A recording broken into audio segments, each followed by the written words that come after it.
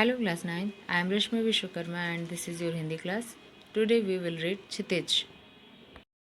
बच्चों, आज हम लोग काव्य खंड का सेकंड चैप्टर स्टार्ट करेंगे। इसका शीर्षक है वाक और इसकी लेखिका हैं लल्लद्यत जी।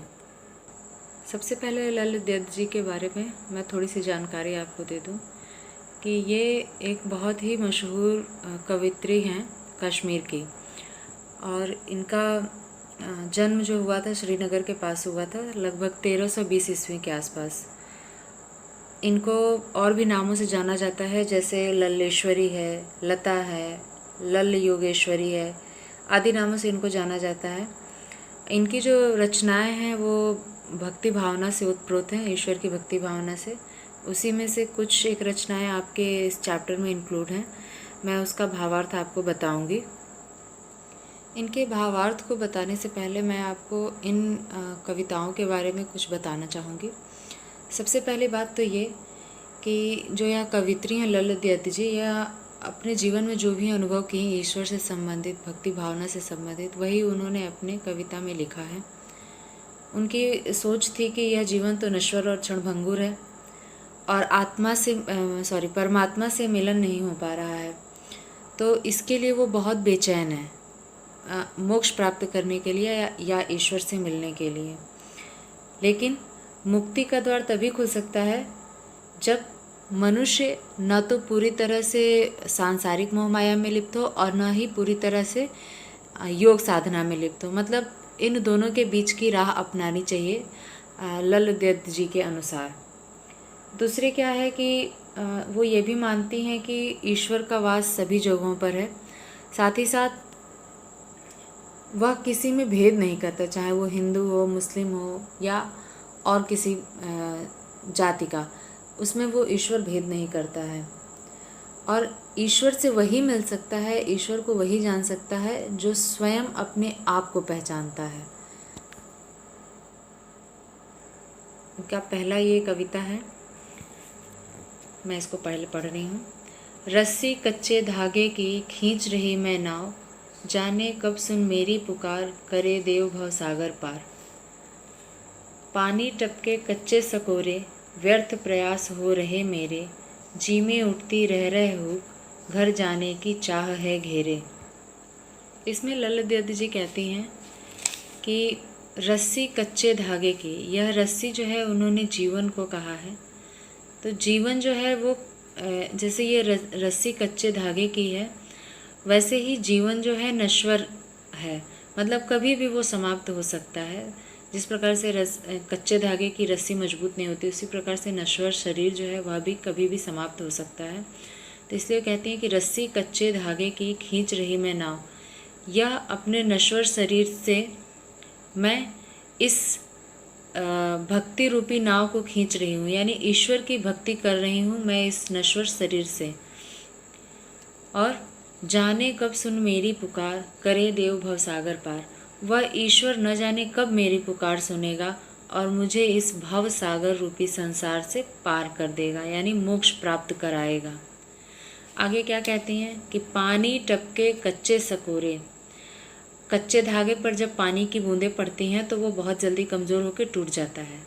तो ये कह रही हैं कि ऐसे कच्चे सकोरे, यानी वो कच्चे धागे से बनी हुई रस्सी पर पानी टपक रहा है, यानी जीवन जो है वो क्षण क्षण समाप्त होता जा रहा है।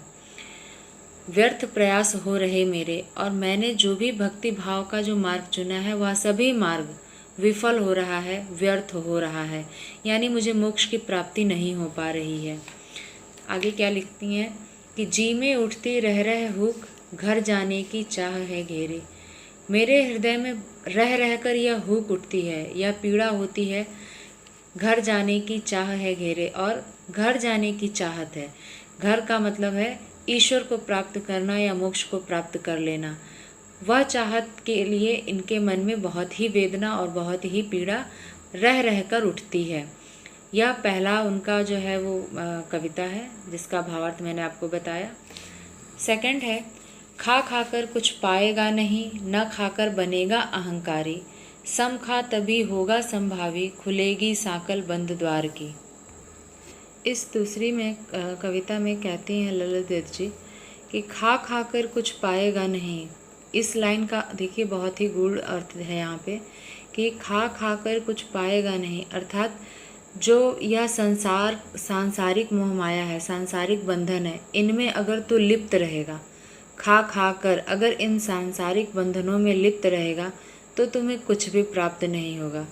ईश्वर की भक्ति भावना से संबंधित कुछ नहीं प्राप्त होगा। न खाकर बनेगा अहंकारी। और अगर तुम सांसारिक मोह माया छोड़कर योग साधना में लग जाते हो तो भी तुम्हें कुछ नहीं प्राप्त होगा, बल्कि तुम अहंकारी बन जाओगे, तुम्हारे अंदर मान पैदा हो जाएगा। तो करना क्या चाहिए कि इन दोनों के बीच का रास्ता अपनाना चाहिए कि ना तो पूरी तरह से सांसारिक मोह माया में लिप्त रहें और ना ही पूरी तरह से योग साधना में लिप्त रहें। इन दोनों के बीच का मार्ग अपनाना चाहिए। और इन दोनों के बीच का मार्ग अपनाने से क्या होगा कि इंद्रियों पर और अपने आप पर संयम आएगा।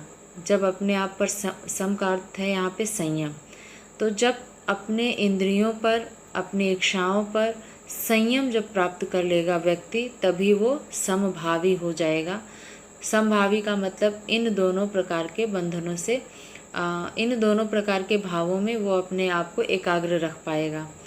तो जब वह अपने आप पर संयम प्राप्त कर लेगा तो वो समभावी हो जाएगा। और ऐसे समभावी की स्थिति में क्या होगा कि ईश्वर से प्राप्ति का द्वार खुल जाएगा, उसकी कुंडी खुल जाएगी।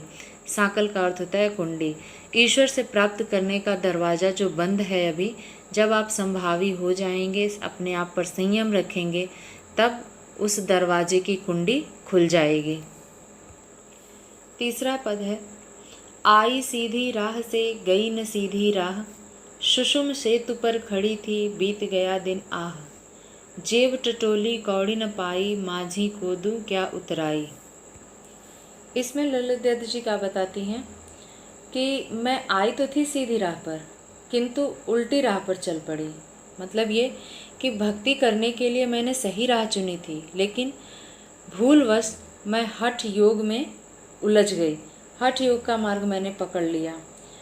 मैं जीवन भर सुषुम्ना नाड़ी को साधने का प्रयास करती रही, अपनी कुंडलियों को जागृत करने का प्रयास करती रही। यह लाइन, इसका अर्थ है कि मैं अपनी इंद्रियों को जागृत करने का प्रयास करती रही और इसी में पूरा जीवन बीत गया।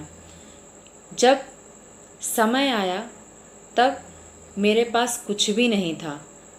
मतलब इस भक्ति भाव से संबंधित मोक्ष प्राप्त करें, इस चीज़ के लिए मेरे पास ऐसा कुछ भी नहीं था।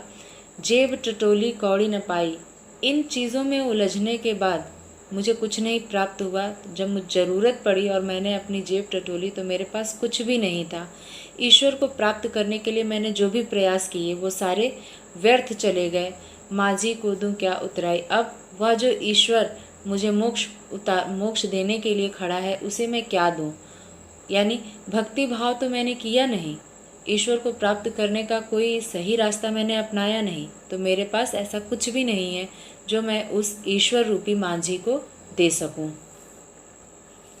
यह लास्ट चैप्टर का पद है।